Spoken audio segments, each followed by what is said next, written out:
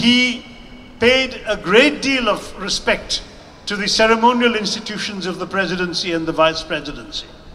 He gave great respect to Parliament by attending every single day, by having extensive Parliament discussions, and by paying the tiny opposition a respect out of all proportion to its actual numbers.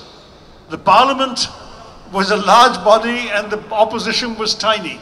But Nehru insisted not only that he attend, but that his cabinet attends, that his officials attend, and that every question, criticism, and issue raised by the opposition be answered. In fact, he also encouraged dissent against him from within his own party. And as you know, his own son-in-law, Feroz Gandhi, mounted such ferocious attacks upon the government that they actually resulted in the resignation of Nehru's finance minister, T.T. Krishnamachari, at one point. Not only did Nehru do all of that, but the respect he paid to the opposition is there in numerous anecdotes, whether it is Atal Bihari Vajpayee as a young parliamentarian recounting how Nehru praised him for a speech with which he disagreed, but he certainly thought this young man had great promise.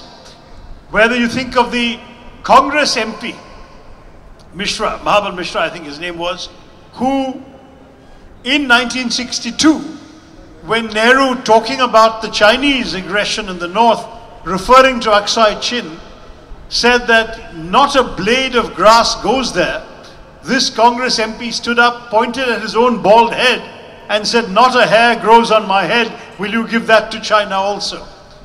And this is a Congress MP talking to his own Prime Minister. That was the kind of encouragement Nehru gave to criticism and to dissent. He, as you know, used to have a daily darshan where he would receive people off the street without appointment, without security. He was incredibly attentive to building up the institutions of our democracy, like our judiciary, so that on one occasion, because he was a short-tempered man, he said something intemperate about a judge at a press conference. Before the day was over, he had written a letter of apology to the judge, and then a rather groveling letter to the Chief Justice of India, apologizing for having insulted the judiciary. Now, he didn't need to do any of this. This is by far the most powerful man in India. Far more powerful than our present Prime Minister is today. And can you imagine our present Prime Minister doing any of these things? This was the great strength of Jawaharlal Nehru. Democracy, democratic institution building. A second very important Nehruvian principle was undoubtedly what we call as secularism, which has been wrongly caricatured as moving away completely from religion. Nehru actually understood the place of religion in Indian society. While he personally was agnostic, his secularism was not a denial of religion. He just wanted a situation where the pluralism of India could be respected, where all faiths would be allowed to flourish. In his own phrase, he didn't want to create a Hindu version of Pakistan. He said, we are not going to be a Hindu Pakistan. We are going to be a country that represents everybody of every religion, of every faith. And that was the great strength of his so-called secularism. If you look up a dictionary, secularism implies an absence of religion or a distance from religion. I think in all fairness with Nehru, what it really boiled down to was in fact a respect for all religions and the government staying above and beyond all of these faiths. So that though he personally has written letters in which he said, I have no patience with mullahs and maulvis and sants and sadhus, and I'm not interested in what they can contribute to public life, in very strong language like that, that didn't mean that he disrespected the faith of the ordinary people of India. He did. He wanted the dams and the factories to be the new temples of modern India, as he put it. But he didn't mean that he was ready to abolish the old temples. The great strength of Nehruvian secularism is there was not a bigoted bone in his body. He drew his friends from all communities. In fact, some of the most remarkable letters in his collection of letters is to a close childhood friend, Syed Mahmud. And for Nehru, I don't think that he ever saw anybody in terms of what their religious background was. and he would never have condoned appealing for votes on the basis of religion at any point. But India's pluralist identity as a country where every faith and people of every faith could flourish was, to my mind, something that Nehru helped entrench. I grew up but I was 8 years old when Nehru died, but I grew up in the years, as it were, just after his death. And this was very much the prevailing doctrine. My parents from that generation, of course younger than Nehru, but from the nationalist generation, the generation that came of age with independence, would never mention the religious affiliation of any of my classmates or friends when they came home to play. At no point was religion or even caste considered a relevant determinant of a person's human worth. And that again is something that Nehru set the example from the very top and made it work. The two other aspects, the two other great pillars of Nehruvianism, which are of course contested with changing times, are his economic policy of socialism and his foreign policy of non-alignment. I'll take them each briefly, because I do want us to have a more meaningful exchange together. When you look at socialism, Nehru's argument would be two things. First, his own commitment to overcoming the desperate difficulties being faced by the majority of our population. The British left us after 200 years of colonial exploitation and drain of resources. They left us with just 10% of the Indian population living above the poverty line. 90% of the Indian population in 1947 lived below the poverty line. From Nehru's point of view, the only meaningful public policy had to be something that paid due heed and due attention and due respect to those large numbers of people living at the subsistence level and at a poverty line drawn barely this side of the funeral pyre. That was where his socialism came from. It did, as a result, end up in a form of state capitalism that became denounced by Rajaji famously as the license permit quota Raj. And the bureaucratization of the economy probably did do it more damage than Nehru would ever have wanted or intended. But it is also true that because of his faith in the state as the instrument to pull society out of its economic backwardness, he was able to create a number of institutions that have served India well, to create a robust public sector that was able to get India into a number of areas where there was no significant national industry in the private sector, to get India into areas like space exploration, satellite technology, outer space technology, in which today India is a world leader because of the grounding laid by Nehru. His great faith in the importance of growing a scientific temperament meant that he became the first Prime Minister in the world to regularly attend the Indian Science Congress, laying down a tradition that every Prime Minister after him has felt obliged to follow. He's somebody who gave India the IITs, for example. He realized the importance of technology.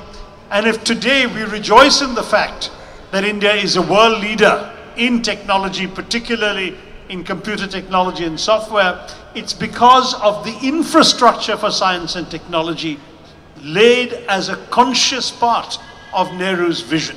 So we can object to the excessive state-directed development that we may have seen, particularly when it became, as I said, bureaucratized into licenses, permits and quotas. But the flip side of the same coin was the laying down of a solid infrastructure in science and technology, in state structures, in heavy industry and so on, which India arguably could now say we have moved well beyond it, but at that time we didn't have it, and it was Nehru's approach that gave it to us. And finally, it's easy to sneer at non-alignment today, because since 1991 there are no longer two superpowers to be non-aligned between. But in the early years, the 17 years of Nehru's prime ministership, there is absolutely no question that the only choice confronting India had seemed to be between one superpower bloc and the other. And Nehru, who had been fiercely anti-colonial, had spoken for the Indian nationalist movement in a multiple series of international conferences, socialist conferences, anti-colonial conferences, and so on. Nehru understood, as no one else could have, how important it was to have India's own voice. He felt that for 200 years, foreigners had been representing India on the global stage.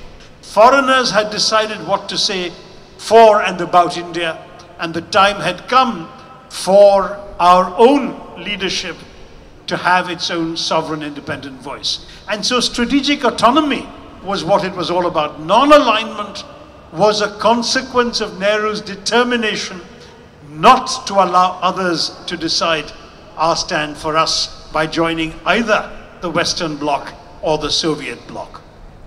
And so there is an apocryphal story, I think I do cite it in the book, but I may not have because it really is not established fact. But the story goes that Eisenhower's Secretary of State, John Foster Dulles, a man who had once famously or notoriously said that non-alignment between good and evil is itself evil. Allegedly, John Foster Dulles said to Nehru once, in a phrase that has been made more famous in the lips of another American president later, he said, "Are you with us or against us?" And Nehru replied, "Yes." In other words, we're with you when we agree with you, we're against you when we disagree with you, and we will decide what stand to take on the positions that you're adopting. And that, I think, in many ways, was the essence of Nehru's non-alignment. I agree that we have moved on since then. We have moved on in the post-Cold War world. The binary divisions are no longer there. You no longer need to be non-aligned between two superpowers, but you certainly can represent an India that is an autonomous, independent, sovereign voice in the world stage that makes its own strategic decisions and speaks for itself. And that too, I would argue, is a direct result of the Nehruvian legacy. One final point, and then I'll take your questions and comments. One of the charges that has been laid against Nehru is that he started a dynasty and therefore is no Democrat. That is simple nonsense. The truth is that Nehru was directly asked about this. At one point, you may remember, Indira Gandhi became Congress president for 1 year in 1959, the year in which she was responsible for advocating the dismissal of the EMS government, the communist government in Kerala after the Vimochana Samaram. But only for 1 year, and then she herself stepped aside and didn't want to continue. And later, as he began getting older, and particularly after the China War, people were speculating what would happen. The American journalist Wells Hangen wrote a famous book asking the question, after Nehru who? And indeed, many people were worried, after Nehru what? So there was this question in the minds of people. And one journalist, it was an American journalist, asked him, do you think you'll want your daughter to succeed you? And he reacted with asperity and said, I cannot rule from the grave. I certainly have no such intention. My entire focus is in creating democratic institutions that make Indians capable of governing themselves. Indians will find their own leader. And as you know, that's exactly what happened. When he passed away, the Congress party got together and elected Lal Bahadur Shastri, a man with no relationship to Jawaharlal Nehru, as Prime Minister. And what was important was the fact that he had helped stabilize the institutions in such a way that it was possible for this to happen. I would even tell you that he could well have witnessed this in his own lifetime, because after his second re-election in '57, he decided he'd had enough, and he actually resigned in February of 1958 as Prime Minister of India. This is not spoken about very much, but he officially sent his resignation to the President of India and announced it. And that was because he said he had done his duty by the country for 10 years, now it was somebody else's turn, and he booked a 6-month hiking holiday in the Himalayas, his beloved Himalayas in Kashmir. What happened was there was a massive outcry The public went out into the streets. The Congress Party Working Committee and the ICC met unanimously, passing a resolution begging him not to resign. Letters and telegrams started pouring in from around the world. Both President Eisenhower in America and Khrushchev in Moscow, they both begged him to continue. And it was only because of the incredible pressure put upon him from all quarters that a sense of duty to the country prompted him to accept, to withdraw his resignation. He converted the 6-month hiking trek into a 2-week climb in the mountains instead, and he returned to his duties. So Nehru was somebody who was certainly not interested in clinging to office himself, let alone in handing over that authority to his own daughter, his own family. So I want to stress that if indeed many members of his family have risen to the top position later, it is a reflection of later developments, nothing to do with Nehru's own wishes, nothing to do with the practices or the institutions that he had created, which, as you well realize, gave us indeed a very different leader in Lal Bahadur Shastri when Nehru passed away. Looking back on Nehru's life, these are the 4 big pillars that I believe he contributed. And I believe, as I've tried to summarize for you, that all of them remain relevant to the India of today. It has become fashionable to attack him, fashionable to denigrate his accomplishments.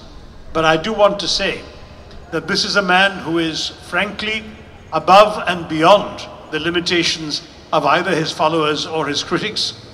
I remember writing an article in the publication The Week about Nehru the writer.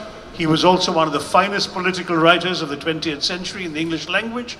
He was a remarkable mind, and he laid behind a number of foundations for the India that we have built and lived in ever since. So I'm going to pause there and take your questions and comments.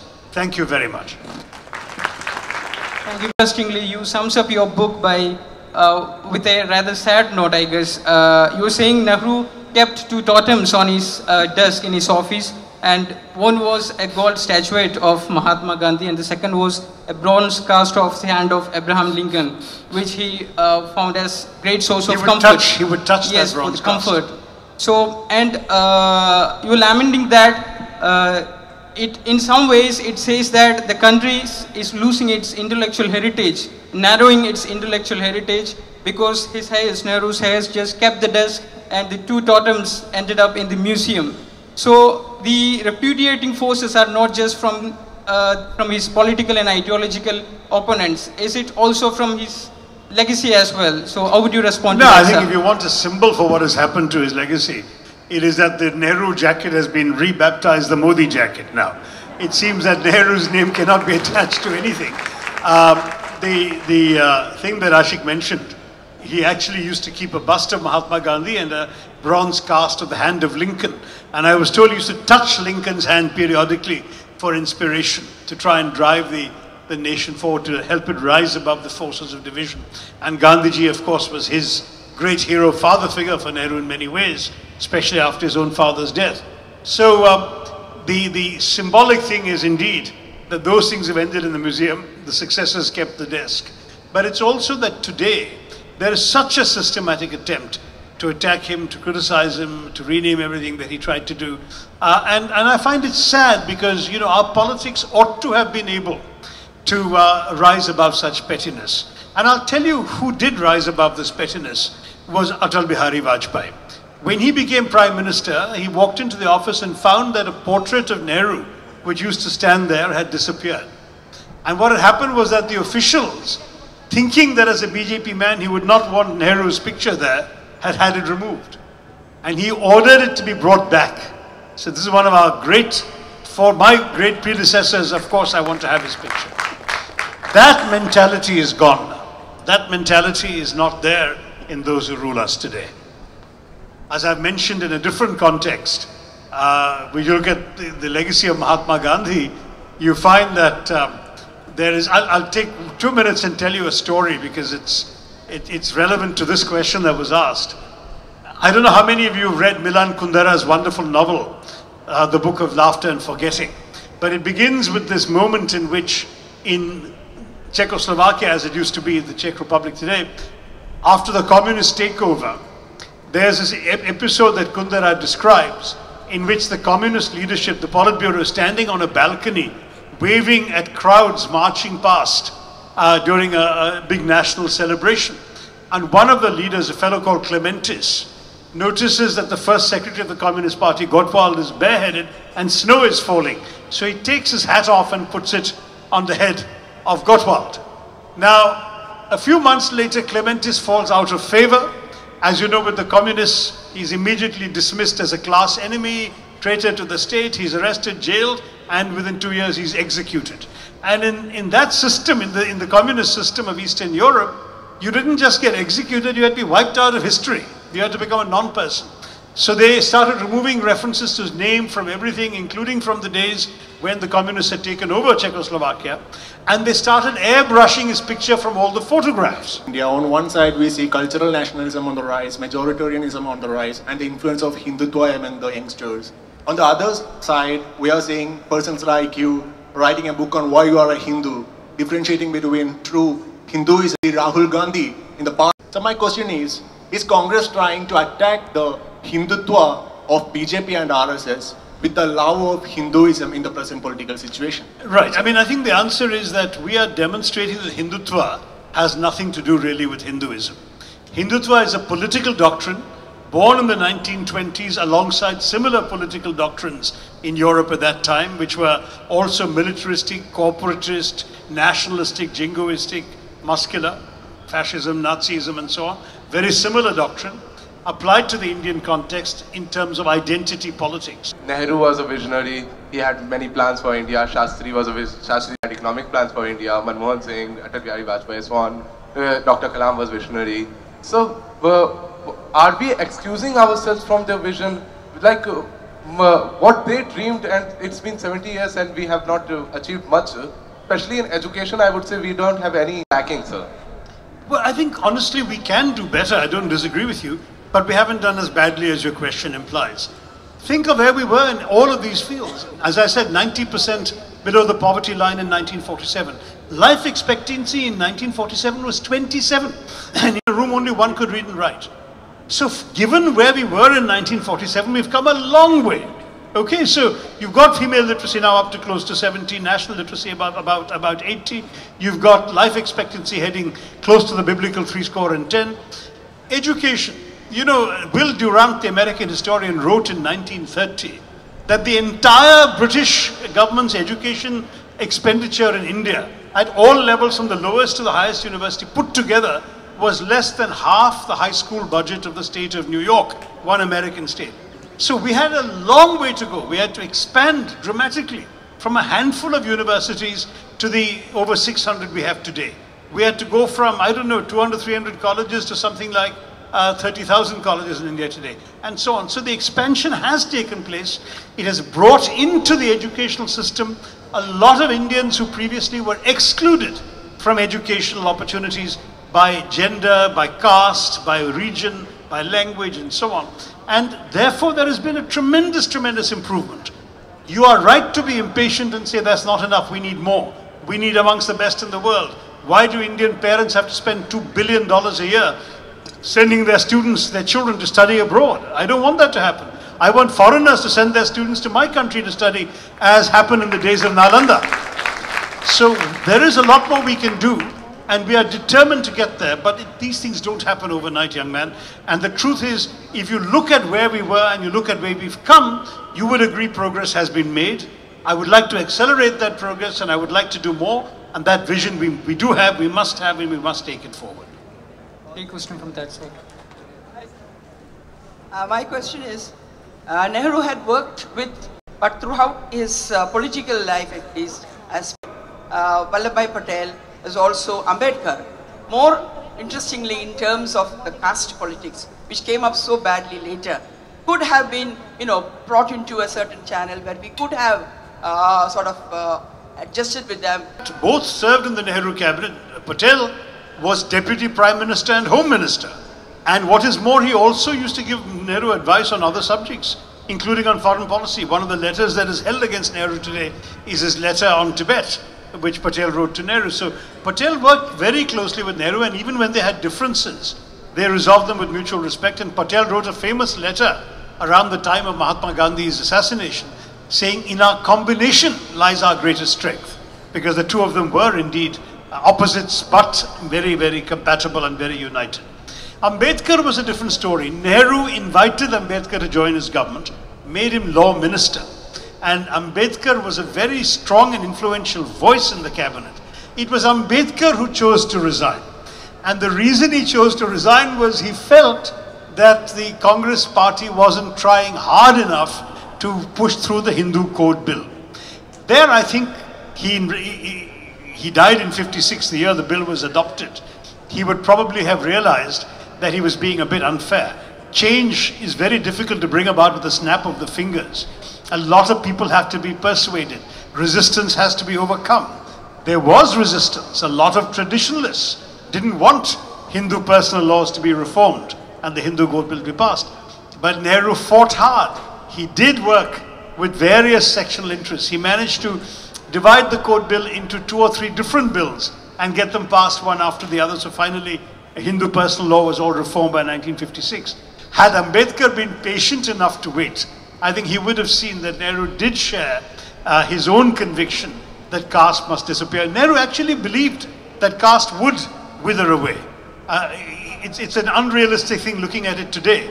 But Nehru, if you talk about Ambedkar writing annihilation of caste, Nehru might not have used a word like annihilation, but he would certainly have wanted caste to disappear. And I've seen things he has written in which he said that caste is an old-fashioned idea that would become irrelevant with time. What he didn't realize was in our democracy, caste itself would become an instrument for political mobilization, and thereby caste interests would get more deeply entrenched. I'm not sure that even Ambedkar could have prevented that, sadly, the way things have gone in our country now. As you know, we've reached the stage where we're going back to the 1931 practice of conducting a caste census in our country. So people are being encouraged to identify by their caste, and a lot of benefits now in our state are skewed to caste as well. Excuse me, sir. So, you know the recent bill on economic reservations, sir, would you find it an attack on the constitutional mechanism of positive discrimination and on part of the Nehruvian ideology of socialism and social justice? Would you find it an attack on that, sir? Well, you know, the fact is that as a political party, we are concerned about the difficult conditions of the poor amongst the non-reserved categories. So if this is the solution that the government can offer, we will not oppose it, and we did not oppose it. We voted for it in Parliament. But there are some real questions which the Supreme Court will have to answer. A case has been presented to them. Because the Ambedkar notion was that reservations is a way of compensating for social backwardness. That is, that the castes that were deemed to be so-called untouchable and so on, those castes were excluded from all the benefits of society and the state. And therefore, when Dr. Ambedkar wrote the affirmative action. What is your stand on Kashmir, giving the position that Nehru promised plebiscite in the state in 1947 or 48? And why does India sideline the UN resolution on the disputed state of Jammu and Kashmir? And how do you see the killings of civilians in the recent times in the valley, given the position that even during Congress as well as during the BJP time that people have been killed in the valley? So those are two different questions. On the first one, I knew it would win the plebiscite. Public opinion in Kashmir had been so angry with the raiders who had come across from Pakistan and done rape and loot and pillage on the way, that Sheikh Abdullah and the vast majority of Kashmiri opinion was 100% in favor of India and not Pakistan. So when India asked for the plebiscite, it did so knowing full well that it would win. What happened, of course, was that the UN resolution had 3 parts to it. The first was a total withdrawal of Pakistani forces, following which the second was the reduction, but not full withdrawal, of Indian forces, and the third part was the plebiscite. The Pakistanis never withdrew, and because they didn't withdraw, the rest of the resolution became inoperative, and it essentially ceased to have any meaning. So India cannot be accused of abandoning that UN resolution. While it was fresh and current and valid, India wanted to go ahead for a plebiscite, and they were quite ready to have that plebiscite, and they were sure they were going to win it. The second question you asked about the assaults on civilians, I deeply, deeply sympathize with your question and the line of questioning, because a lot of horrors have happened. I'm not going to make excuses, though there is an excuse. When you talk to our security forces, the excuse is they're on hair trigger alert because of all the terrorist attacks that took place from 89 onwards, particularly the 89 to 95 period. Every day there was practically some terrorist violence, infiltration from across the border, so many incidents of killings, assassinations, the assassination of the Mirwais, the assassination of A.G. Lone, the burning down of Sharari Sharif. There were some very, very nasty people coming in and doing horrible things. And as a result, India was forced to beef up its security presence. And what is more, it was obliged, therefore, to go around in a way that definitely was intrusive. I've spoken to many Kashmiri friends who are deeply offended by the intrusive road checks and searches of homes and all of these things, to which the security forces say, how else could we have dealt with this? My hope would have been that we could have taken better advantage of periods of calm and peace to be able to thin down the coarse sources of resentment and to create a better dialogue with all sections of Kashmiri society. KLF Bulletin Prakashana Karmam Bahumanapetta Sashi Tharoor Vedil Nirvahikkunnu.